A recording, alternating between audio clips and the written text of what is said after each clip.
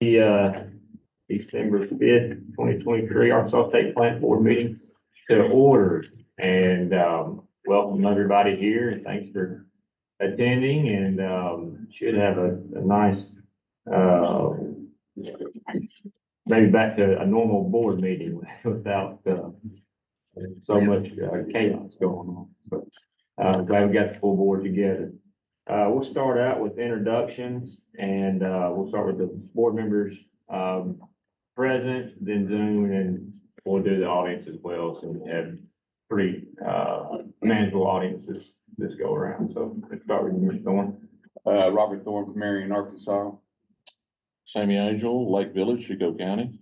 Yeah, Travis Center from Wilson, Arkansas, Northeast Arkansas, representing growers at large. Nathan Slayton, University of Arkansas Division of Ag out of Fayetteville. Robin Ralston, Athens, Arkansas. John Beerbaum, Lake Village, Arkansas.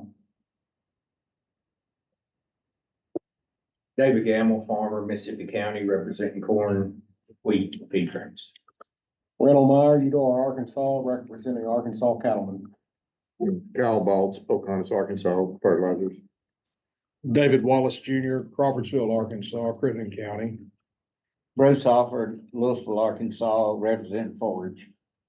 Sam Stuckey, Clarkdale, Arkansas, Crittenden County, representing cotton growers. On Zoom, Garrett Frost. Yeah, Garrett Frost, Mariana, Arkansas. Dr. Ken Core. I'm Ken Korth, representing University of Arkansas, Division of Agriculture, and I'm in Fayetteville. Matthew Miles. Matt Miles, Desha County, McGee, Arkansas, representing soybean farmers. I'm Matthew Marsh, from Little Rock. I represent Arkansas rice growers.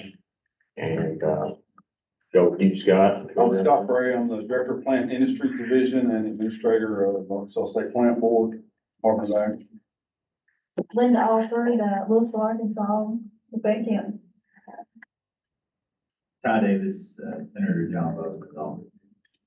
Steve Perrin, Arkansas Wool Markers. Amy Lyman, Department of Agriculture. Billy Black, Department of Agriculture. West Ward, Department of Agriculture.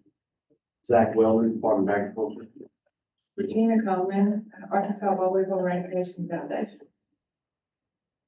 Jim Chester, Department of Agriculture. Nick Sewin, Department of Agriculture. Randy Reynolds, Department of Agriculture. Tracy Eads, Department of Agriculture. Lee Gibson, Department of Agriculture. Susie Nichols, Department of Agriculture. Thank you. And again, welcome everybody to the meeting.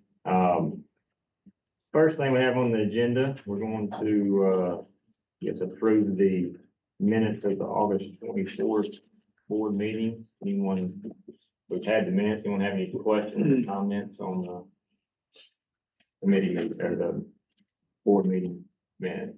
Make a motion, we'll approve. Second. Got a motion, accept any discussion?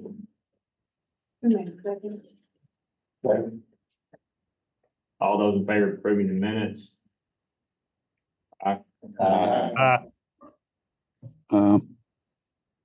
Opposed? Motion carried. Okay, next we have the pest control committee reports offered. We've got some attachments that go along with it. You've had a chance to look at them. And they're in the packet.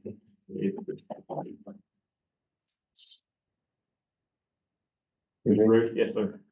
The Pest Control Committee met on November 16th to 23rd, 23. The informal resolution agreement of the pest control were presented by the staff. Lawn Doctor of Benton and Bryant major levels of violation to the agency making a pesticide application with lack of PPE agreed to an informal resolution of $300.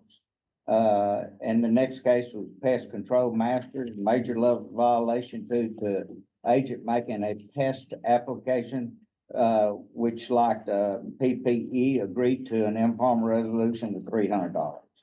Invergard, a major level violation on the third level of enforcement for failing to register agent agreed to an informal resolution of $700. The committee, voted unanimously to present these three resolutions to the plant board for final approval. And I'll make that form of motion. I'll second it. Got a motion and a second to accept the informal resolution agreements from the Pest Control Committee. Any discussion or questions? All those in favor? Aye. Those opposed? Motion carried. I'd like to make a motion to approve the pest control committee recommendation, accept it. I already did that. I would like to make a motion to accept the minutes for the November 16th pest control committee meeting. And I'll make that form of short. Motion second to accept the minutes. All those in favor? Signify by saying aye. Those opposed? Motion carried. I'd like to make a motion to accept the pest control examination results for the month of August through November 23rd. I'll make that form. I'll second. Got a motion second on the pest control examination report. Any discussion? All those in favor, signify by saying aye. Those opposed? Motion carried. Ends my report. Thank you, Mr. Alford. Let's see. Next, we've got the pesticide section. We've got a pesticide committee report, and Mr. Duncan is not here. Susie's going to help us with that report, and you should have your packet with the attachments in there as well. Thank you, Mr. Chairman. Mr. Dunklin asked me to give his report. The pesticide committee met on November 14, 2023. Committee members present were George Dunklin, Matthew Miles, Garrett Frost, Sam Angel, Matthew Morris, and Nathan Reed. Staff presented 13 warning letters, 15 civil penalties to the committee for review and recommendation to the board. Those are attachment, they're in the minutes, they're attachment 4B, I believe.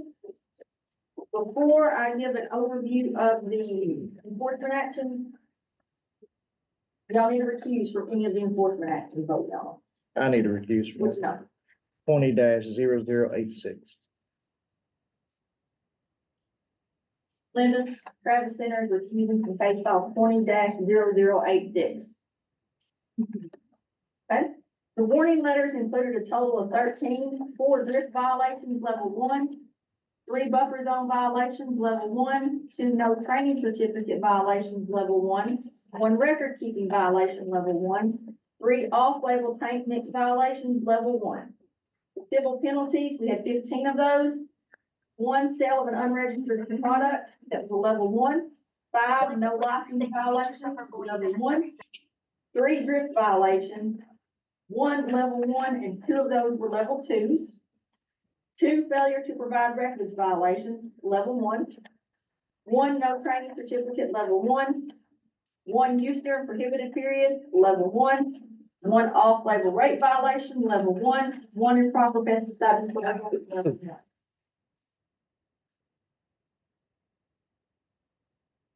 I would like to make a motion to approve the pesticide. I'm sorry. Yeah. Do we want to do, the two that, Travis is recused from separately? I think y'all can vote on them as a whole. Is this correct, Scott? And we've got to note that he's recused from case file 20-0086. Is that okay? That's all right. Okay. I think we can get it. So, yeah. And I can't make a motion, sorry. I was reading this for Mr. Duncan. My apologies for that. What's the board's pleasure on the enforcement actions of the pesticide committee meeting? So moved. Second. Got a motion by Mr. Alford, second by Mr. Thorne to accept the enforcement actions, approved by the pesticide committee. All those in, well, any discussion on the, enforcement action? Hearing none, all those in favor, signify by saying aye. Aye. The warning letters. Yeah. Except They were gonna do all, yeah, all all of of them, them. okay. Okay, under other business, Chairman All those Miller. opposed? Man, I'm Susan, I'm sorry, y'all. motion carries. Now you got, you're ready. to- I'm getting ahead of myself, sorry about that. Under other business, the pesticide committee chairman, Mr. Dunklin also requested a brief overview of the enforcement process and the penalty collection process. If y'all got any questions about that, Scott said he would be happy to chime in. Both of those questions more were aimed at how the collection attorney's process was handled. So just a real quick brief overview. It was always handled by our in-house legal staff, which, they've left for their job or in the process of replacing them. When we do get, more legal staff rehired, they'll take it back over. But the process was when a, civil penalty was issued, the violator, the alleged violator was sent a notice, and if I'm not mistaken, I think they had 45 days to respond. If they did not respond within 45 days, staff sends another letter, and I believe that has a 30-day line on it. And if they do not respond within 30 days, then we would forward that on to legal. Legal staff would typically send a letter, addressed from the lawyers. And I think that had another 30-day timeline. And then if they still do not respond, it was handed over to, Stacy Law Group, who is our collection agency. And they would pursue it through collection purposes, and they would get a 25% payment from whatever was collected. So that's pretty much how it worked, the short version.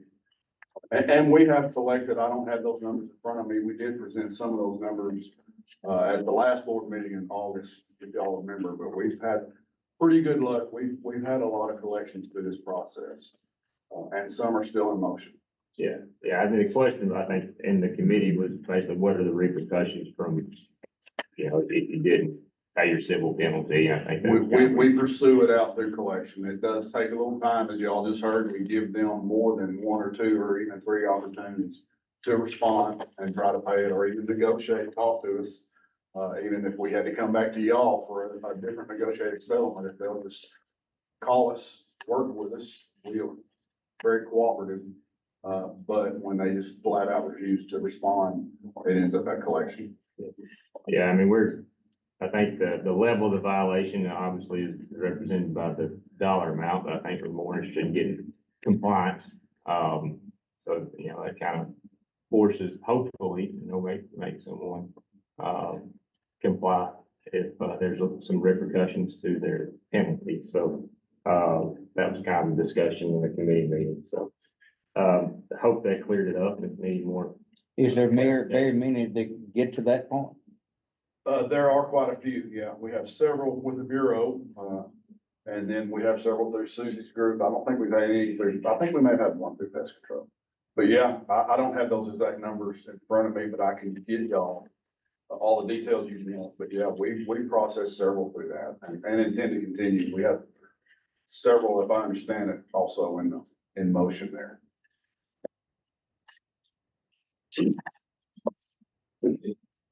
Thank you, Scott. I wanted to say something about that, the new board members, you're gonna get, calls from your friends, neighbors, farmers, saying, okay, I got this letter, what do I do? And I always recommended, don't sit on it, go ahead and call and talk to the staff and try to negotiate it, and you'll be better off.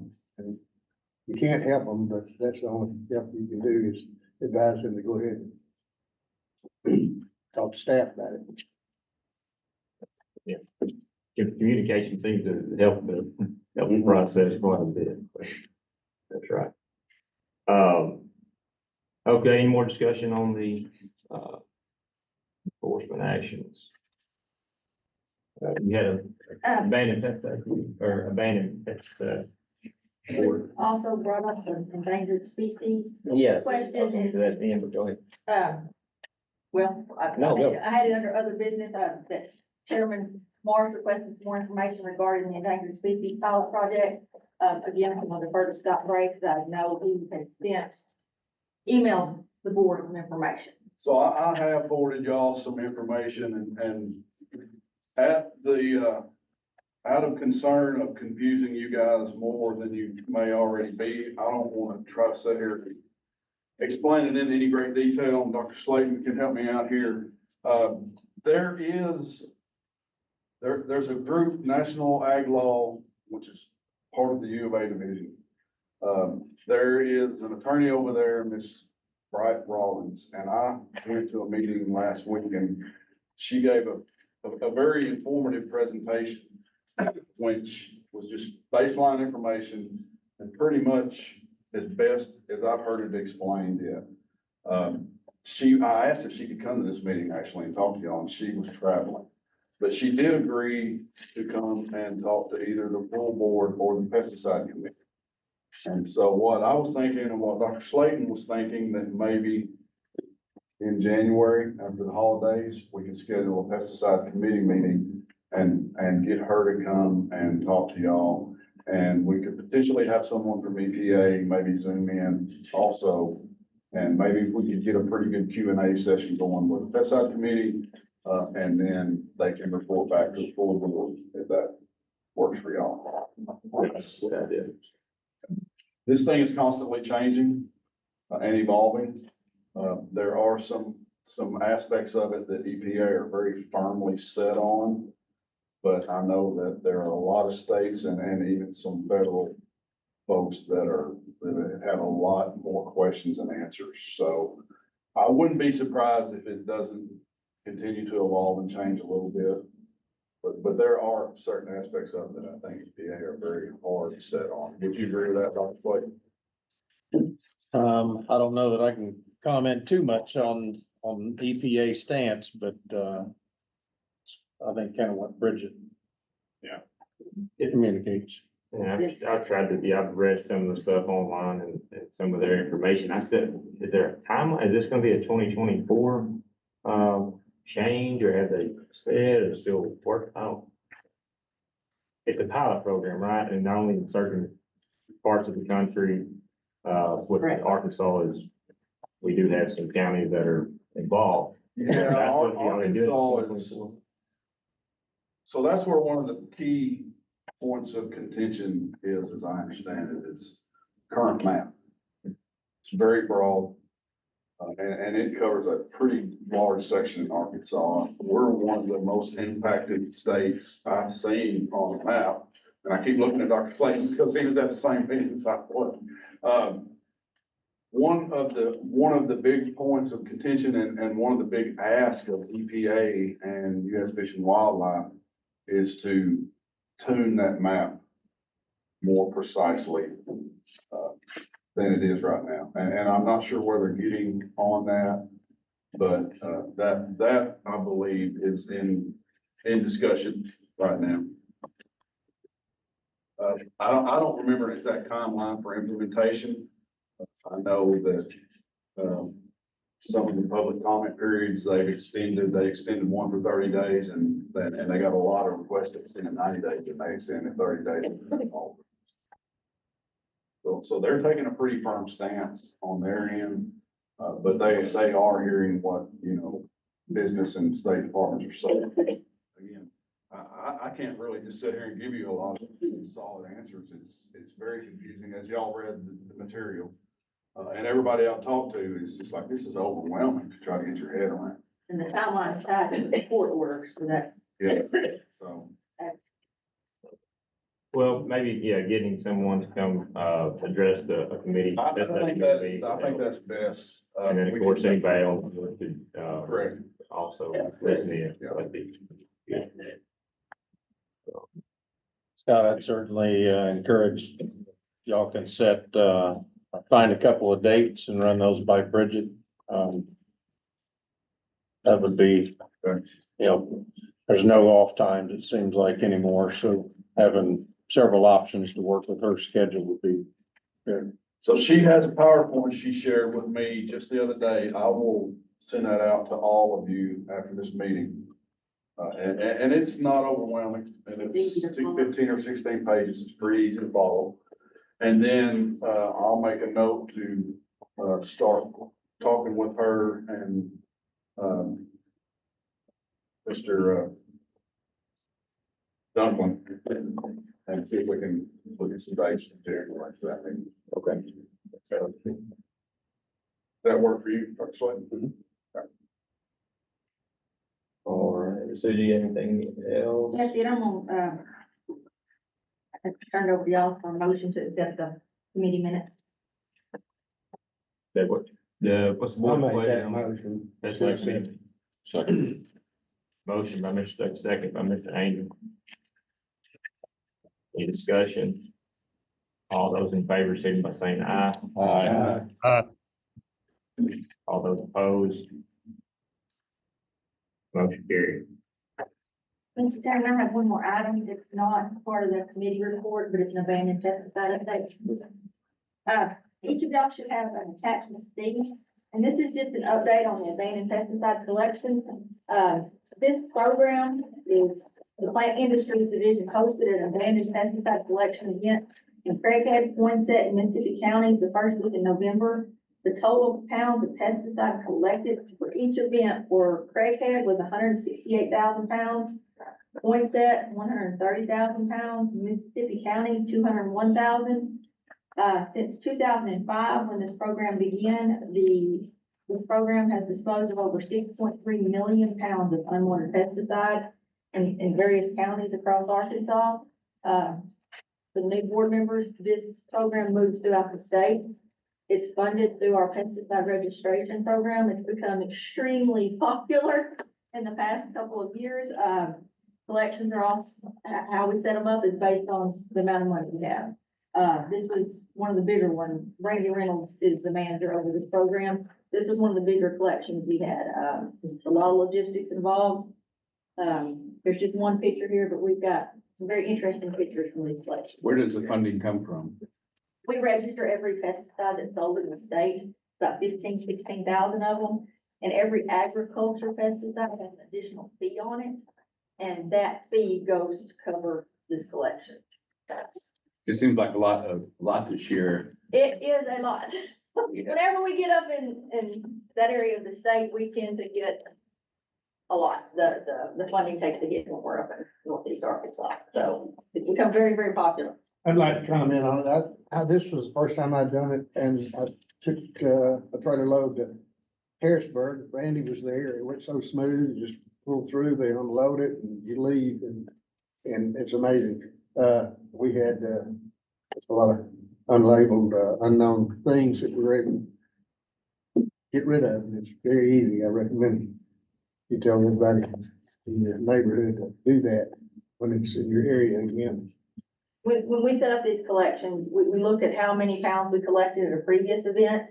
And then we also have voluntary sign-up sheets, and that's how we determine how many trucks to be there. So this all hinges on us knowing what we're getting. Unfortunately, we did have to turn some individuals away because the contractor was maxed out at trucks. This was very popular. In the beginning of this, people were a little leery that we were waiting to take enforcement action.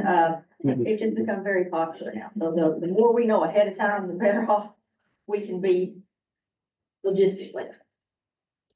And I think we've talked about it before, so the program's staying funded, we're able to continue into next year, with the fund we would have.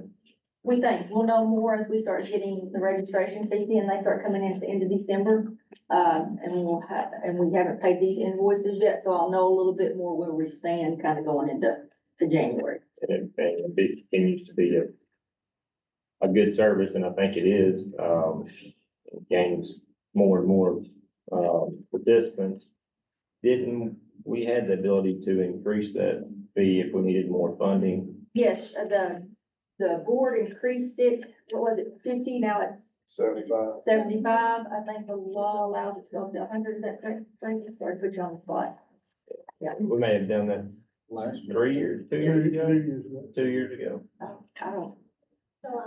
Yeah, Brandy knows, I'm sorry. So it started this July 1st. We voted on, They seem like a while back, yeah, okay. but it might have just taken. Yeah. Increase fee. Okay. Well, I think the thought was we didn't want to just double it, but it will go through this next season and are short of funding. I think that be a discussion on increasing it again, keep this program going. I think it's very beneficial. It's a good program. We, had to turn some out-of-state individuals away. It's becoming very popular. Susie, I may have missed it. You said you've got some invoices left to pay from this last 3-county event in Northeast Arkansas. What is that invoice? What did all this I don't cost? think we have the invoice. Do we have the invoice yet? Don't have Oh, it. you hadn't got We it. haven't No, got I it, would but I guess, just, but based on previous collections, we're looking at these collections would total around $800,000 in cost. that's good estimate. So Brandy, so there's a, and help me out here, so there's a base setup fee, which is, $9,000 for the company to come out and set up to collect us at that collection site. And then we pay per pound of waste collected. how much is the per pound? Averages $1.24, depending on the material collected. And their fees went up in the last year or so. Yes. Yes. Last year, the collection setup fee went up What do you go from 5 to 9, or was it from $3,000 per event to three, $9,000. 9? Well, quite a bit. And that's also why when we get requests for special setups, we don't do it. That's a huge cost to the company. We're looking at other sources of funding. I think one year I was able to get a $40,000 or $50,000 grant from EPA that helped a little bit. And then I think we got a grant from Natural Resources, didn't we, Brandy? Correct. One year that helped some, but those are not guaranteed year after year. So every year, in addition to what we collect through the pesticide registration, we're looking at any additional funding we can get. I've been hitting EPA up recently about some help, and I'm supposed to talk with them. They're coming here in January for our annual meeting, and we're gonna talk more about it. They really haven't given me any ideas yet, but, again, I'm just like, we'll just, anywhere we can think of to add for money to add to the program, we're looking. Yeah, the sky's the limit, I mean, for us, as much money as we can put into this program, we can collect and collect and collect. We're gonna look into re-advertising it a little differently, because we still do have some individual shop with oil or trash or just various items that it says it on the flyer, but I don't know if anybody reads it. We can't take those things. And, you know, every now and then, a little mad, but most part, this goes very, very smoothly. It's a good program. Thanks, Cindy. Thanks.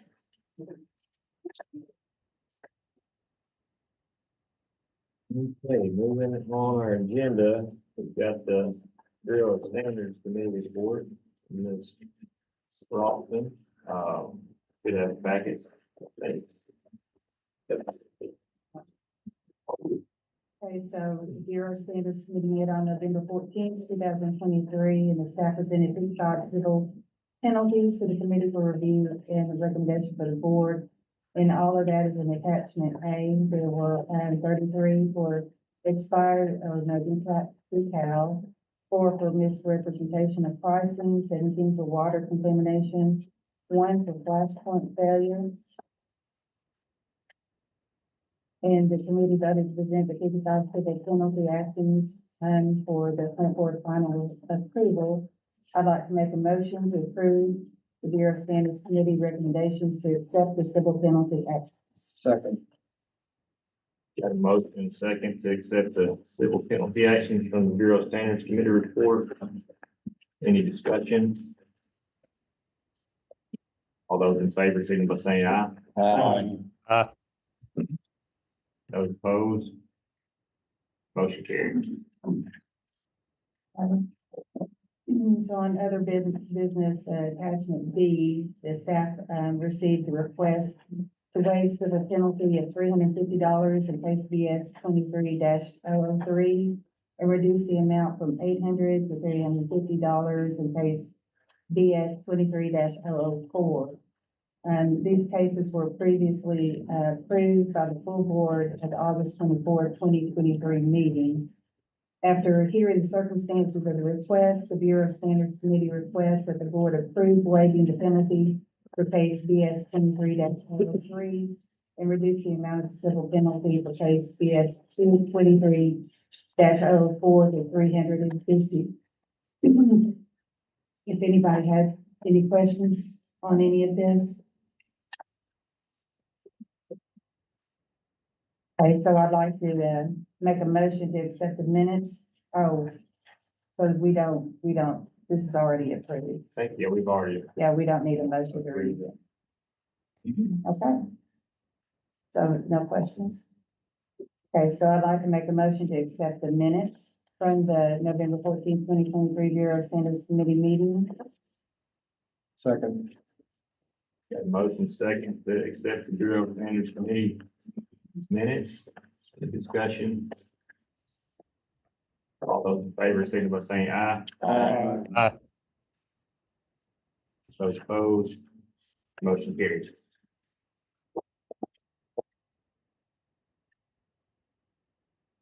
that all you have? Ms. Ross, is that all? Yes, that's it. I'm sorry. Making sure you didn't have anything else that we'll catch you. No, that's it. So, thank you for your report. Yes, the next thing is Mr. Stuckey's gonna give us a boll weevil subcommittee report. And then there's some attachments to go with that in the last folder.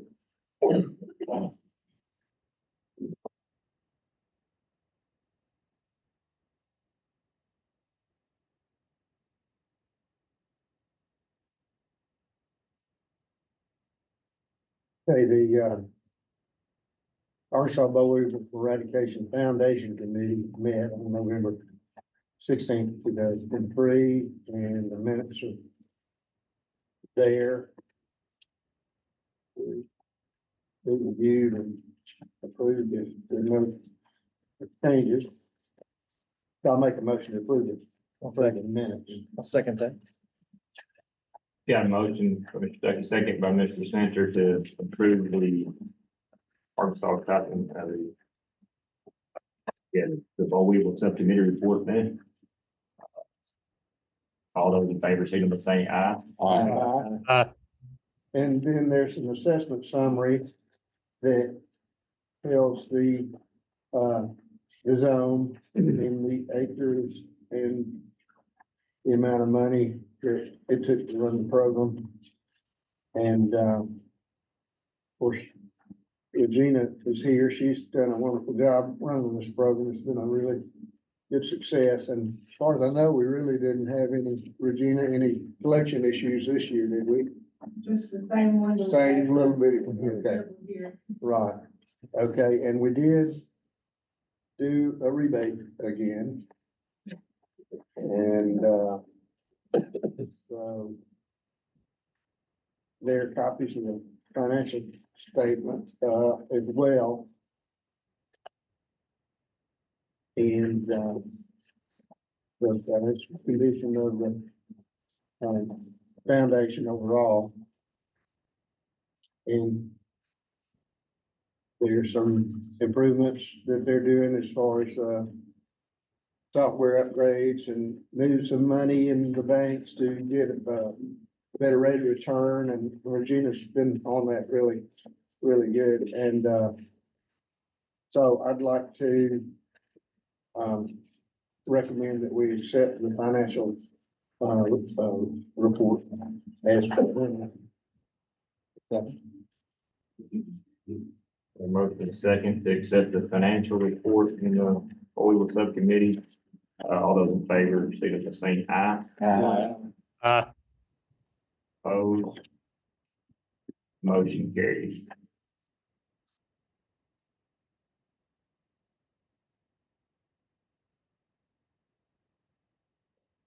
Dusty, you want- No, I think that covers it, unless there, Sammy's on this committee, did, miss anything that needs to be spoken to? Thank you, Mr. Stuckey. Scott may have a little update on what we're going with the boll weevil ratification. Yes, sir. Committee. Yeah, I'll stand up.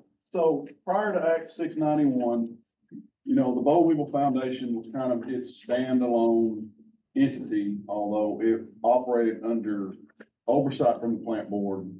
It operated alone, and then when there was any kind of regulatory or any kind of plant board related issue, that came to the plant board through a plant board specific boll weevil committee. So now, and I should have caught this earlier, I apologize. But what we have now is we have the Bo Weevil Foundation Board, which is essentially a subcommittee of this plant board. But we also have a plant board member only subcommittee, that I don't think we need, for lack of a better word. I think the Bo Weevil Board / subcommittee should just serve as the Bo Weevil Subcommittee to the plant board. And any business conducted through the Bo Weevil Subcommittee, including regulatory, related issues, could come through the plant board through a recommendation from that Bo Weevil Subcommittee. Very similar to the way the plant board subcommittee always works. So what I would recommend is, what you, Mr. Chairman, created was a plant board specific member subcommittee, Bo Weevil Subcommittee. I would like to just scratch that and just consider the Bo Weevil Subcommittee to replace it. Yeah, it could just sit there. I mean, it really, with no action points changing. I don't know if We don't that's in the bylaws. or We don't anything have to that- do any changes other than I will take that committee sheet that shows who is on what committee, if you don't mind, and I'll change it. And for the Bo Weevil, I'll show the members of the Bo Weevil Subcommittee on that. Right, and everything's coming, if there is anything regulatory going to come to the full board anyway, through They're all governor appointed, so there's not really a constitutional question of them making a recommendation to y'all, like the plant we got into recently. It's just fine for them to make recommendations up to the plant board, and y'all make the final decision, so you are the final say so, the very full. And in this information, there is a list of all individuals that are on that committee. Yeah, so really no action, just information. No action, just if y'all will agree, I'll change that document, and instead of having a plant board specific Bo Weevil Subcommittee, it will be the Bo Weevil Foundation Board / Subcommittee. Take your place. Discussion on that. You need a motion for that? I don't think so. This is just the evolution of adapting to that change, I apologize, I probably should have brought this up in August. But again, we're kind of evolving. That's all I got, so. Any other business to come before the board day?